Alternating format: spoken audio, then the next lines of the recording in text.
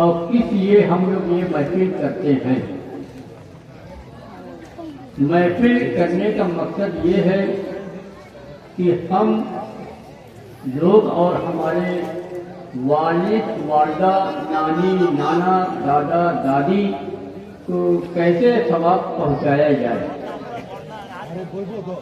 تو یہ ایصال ثواب کی محفل جو ہم آپ کرتے ہیں اور آپ سبھی حضرات اس میں شریک ہوتے ہیں، تو مقصد صرف یہ ہے کہ انتقال کے بعد وہ بیچارے قبر میں رہتے ہیں، وہ کھانے کی خواہش نہیں رکھتے، پینے کی خواہش نہیں رکھتے، صرف یہی ان کو پہنچتا ہے قرآن تلاوت اور درود شریف اور دعا۔ ہم اور آپ قرآن پڑھ کر اپنے بزرگوں کا، اپنے دادا دادی چچا سبھی لوگوں کے لیے مغفرت کے لیے دعا کرتے ہیں، اور آپ لوگ اس میں شریک ہوتے ہیں تو آپ کو بہت بڑا ثواب ملتا ہے۔ یہ محفل صرف آج نہیں، آج ہم ہیں، کل ہم نہیں رہیں گے۔ محفل چلتی رہے گی 50 سال، 60 سال، 100 سال، اور صدقہ جاریہ ختم نہیں ہوگا۔ آپ موجود ہیں، کل آپ نہیں رہیں گے، لیکن آپ جلسے کے اندر، محفل کے اندر آپ نے خدمت کیا، شریک ہو گئے، تو وہ صدقہ جاریہ، وہ ماں باپ کو ثواب پہنچتا ہے۔ اب سمجھ لیجئے کہ یتیم خانہ جو مدرسہ ہے، جب مدرسہ ہے تو اس میں آپ یتیم خانے میں کچھ دیتے ہیں ہدیہ، چاہے اینٹا ہو، چاہے پنکھا ہو، چاہے اے سی ہو، تو جب تک اس میں اے سی کام کرتی رہے گی یا مسلح کام کرتا رہے گا یا آپ نے پنکھا آپ نے اس میں دے دیا، جب تک وہ رہے گا تب تک آپ کے لیے صدقہ جاریہ وہ ثواب آپ کے والد کو، والدہ کو ملتا ہے۔ اسی طرح مدرسہ ہے، مدرسے کے اندر آپ نے ایک فین لگا دیا ماں باپ کے نام سے، یا آپ نے مدرسے میں کوئی کمرہ بنا دیا کہ یہاں پہ لوگ علم حاصل کریں گے، تو جب تک وہ آج علم حاصل کرتے رہیں گے وہ آپ کو ثواب اس کا بابا دادا کو ملتا رہے گا۔ یہ محفل صرف ہم لوگ تبرک کھانے کے لیے نہیں، یا ہم لوگ یہ پروگرام جلسہ جو کر رہے ہیں یہ صرف مزہ لینے کے لیے نہیں، سب کا مقصد کیا ہے کہ جو انتقال کیا ہے ہمارے اور آپ کے والد ہیں یا والدہ ہو یا بھائی ہو یا بہن ہو، یہی وجہ سے ایصال ثواب کیا جاتا ہے کہ اس کے وسیلے سے ہمارے ماں باپ کو ثواب پہنچے، ہمارے ماں باپ کو راحت پہنچے۔ دنیا میں کچھ کام دینے والا نہیں ہے، یتیم خانہ اگر نہ ہو، مدرسہ نہ ہو، ایصال ثواب نہ کیا جائے تو 90-100% لوگ شرابی ہو جائیں گے، جواری ہو جائیں گے، نشے والے ہو جائیں گے، سود والے ہو جائیں گے، اور غیبت چغلخوری والے ہو جائیں گے۔ لیکن آج ہمارے یتیم خانے کے بچے قرآن پڑھ گئے، حافظ قرآن ہو گئے، مدرسے میں ہو کر عالم نکلتے ہیں، عالم جو ہے دین کا کام کرتے ہیں۔ تو یہ ایصال ثواب جو ہم آپ کرتے ہیں یہ کیا ہے؟ جو ماں باپ بہن بھائی خاندان کے لوگ انتقال کیا، یہی وسیلہ، یہی ذریعہ ہمیشہ یہ ایصال ثواب کی محفل چلتی رہے گی اور آپ کے ماں باپ کو ثواب ملتا رہے گا، اور اس محفل میں آپ شریک ہوتے ہیں تو آپ کو نیکی ملے گی، اس میں آپ ہمیشہ شریک ہوں۔ اس لیے آج ہم موجود ہیں، ہو سکتا ہے کہ 10 سال کے بعد ہم نہ ہوں یا 10 منٹ کے بعد ہم نہ ہوں، کوئی کسی کی گارنٹی نہیں ہے، اور آپ سبھی حضرات موجود ہیں، اسی بیچ میں زلزلہ بھومیکمپ آ جائے تو کوئی بچے گا نہیں۔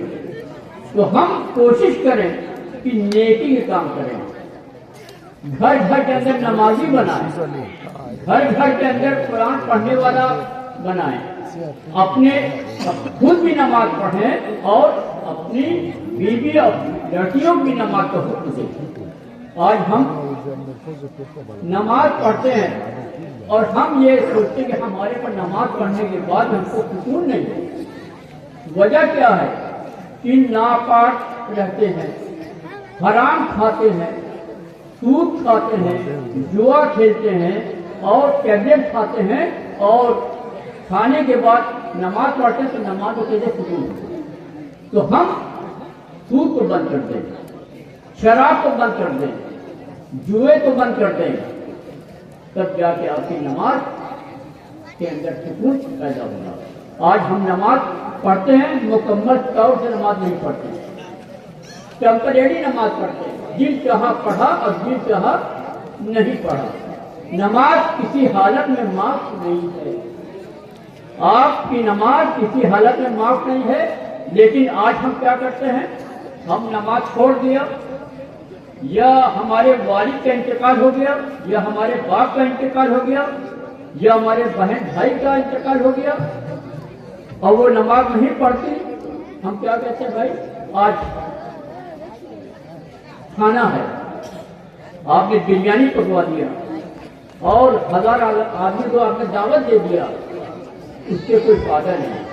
नमाज तो खुद पढ़ना ही पढ़ना है, इसलिए कि अल्लाह के दरबार में हिसाब देना है। नमाज किसी हालत में माफ नहीं है। आज हम जानते हुए भी नमाज को छोड़ देते हैं। जिसने फर्ज की नमाज को छोड़ी उसके चेहरे से नूर खत्म किया जाता है। आज नमाज पढ़ी आप नहीं पढ़ेंगे तो आपका चेहरा बुझा रहेगा। और जिसने जोहर की नमाज करती उसमें रोजी की बरकत जो है खत्म हो जाती है। असर की नमाज करती उसके बदन जिस्म से ताकत खत्म कर दी जाती है। और जिसने मगरिब की नमाज करती उसको रोजी में बरकत खत्म कर दी जाती है। जिसने ऐशा की नमाज करती उसको नींद से राहत खत्म कर दी जाती है। जो नमाज नहीं पढ़ता उसको आप देखेंगे सुकून नहीं मिलेगा, आराम नहीं मिलेगा। तो हम नमाज को न छोड़ें, खुद भी नमाज पढ़ें, अपनी बीवी, अपने बच्चे, अपनी लड़कियों। लेकिन आज हम नमाज पढ़ते हैं लेकिन हमारे घर की औरतें नमाज नहीं पढ़ती, सिर्फ दिन भर वो बेचारी पकाती रहती है, खाती रहती हैं और हम कभी कभी नमाज पढ़ लेते हैं। आप सभी हजरत अपने घर वालों को नमाज की पाबंदी बनाएं। नमाज नहीं छोड़ना है किसी हालत में। और एक चीज हमारे अंदर और भी देखिए कमी क्या है, तालाब और पुष्कुन्नी में देखिएगा बड़ा गंदा पानी, गंदा पानी हरा हो गया है और उसमें बदबू आती है, लेकिन उसमें लोग गुस्ल करते हैं। जब उसमें गुस्ल करेंगे और नमाज पढ़ेंगे तो नमाज कैसे कबूल होगी? पाक पवित्र रहना होगा, पाक पानी का इस्तेमाल करना होगा। लेकिन आज हम गंदे पानी में गुस्ल करते हैं, एक तरफ लैट्रिन बहती है, एक तरफ पेशाब बह रहा है और उसी के अंदर आप डुबकी लगा के फिर नहाकर जुमे की नमाज पढ़ने आते हैं। तो जुमे की जब नमाज पढ़ें तो नमाज तो हमारी नहीं होगी। क्यों? नापाक तालाब से हमने गुस्ल किया। आप खुद देखें, हम नहीं बताएंगे कि कहाँ पे नापाक पानी है। आप तालाब के अंदर चारों तरफ नजर डालिए कि कैसा पानी है, आग नाक में लगाइए तो आपको एकदम थोड़ी बदबू मिलेगी। पानी होता व्हाइट और है हरा, गंदा पानी। उसी से हम गुस्ल भी करते हैं, उसी से खाना ही पकाते हैं, उसी से बर्तन भी धोते हैं, उसी से नहाते भी हैं। अब जाके नहाते हैं, नहाने के बाद नमाज पढ़ते हैं तो नमाज बजाय फायदे के नुकसान हो जाता है, अल्लाह का गज़ब हो जाता है। तो हम आप सभी हजरात ये कहना चाहेंगे, मोटा भात खाइए, आज तो भरता खाइए, लेकिन पाक पवित्र रहेंगे और अल्लाह से रो कर मांगिए, अल्लाह दुआ कबूल करेगा। लेकिन हम अच्छा खाते हैं, अच्छा पीते हैं, लेकिन हमारा जिस्म क्या है? नापाक, कपड़ा नापाक, जिस्म नापाक और दुआ मांगते हैं, हमारी दुआ कबूल नहीं होती। तो हमें इस पर गौर करना है और पाबंदी करना है नमाज के बारे में। और سود عام ہو گیا. آج عام ہر گھر کے اندر سود اور رشوت. اس سے آپ پرہیز کریں. جب سود نہیں کھائیں گے, رشوت نہیں کھائیں گے, حرام نہیں کھائیں گے, تب آپ اللہ اللہ کریں گے, سبحان اللہ پڑھیں گے, درود شریف پڑھیں گے, تو اللہ تعالیٰ وہ درود شریف اور ذکر قبول کرے گا. آج ہم ہمارے منہ کے اندر گندگی کیوں ہے؟ وعدہ خلافی کرتے ہیں, امانت میں خیانت کرتے ہیں. اطمنوا من انفسکم اضمن لکم الجنہ. حضور پاک صلی اللہ علیہ وسلم نے ارشاد فرمایا, اگر کوئی شخص 6 کام کو صبح شام کرتا رہے گا, میں ضامن ہوں جنت میں لے جانے کے لیے. اذکروا اذا حدثتم, جب تم کسی سے بات کرو تو سچ بولو. جب کسی سے وعدہ, اذکروا اذا حدثتم, جب تم کسی کی امانت رکھو, امانت کا خیانت مت کرو. وغضوا ابصارکم, جب تم آنکھ سے دیکھو اچھی چیز دیکھو. واحفظوا فروجکم, اپنے شرمگاہ کی حفاظت کرو. وغضوا ابصارکم, اپنے آنکھ کو حفاظت سے رکھو. لیکن آج ہم صبح اٹھ کر جھوٹ بولتے ہیں, صبح اٹھ کر غیبت کرتے ہیں, صبح اٹھ کر امانت میں خیانت کرتے ہیں. یہی وجہ ہے کہ ہم کامیاب نہیں ہیں. دن بھر پریشان رہتے ہیں. اور اپنے لڑکے لڑکیوں کو, جو آج لڑکی بھاگ جاتی ہیں یا لڑکے بھاگ جاتے ہیں, تو ہمیں غور کرنا چاہیے کہ وجہ کیا ہے. ہماری تو کمائی ہے 5,000 اور لڑکی ہمارے لیے 20,000 کا موبائل.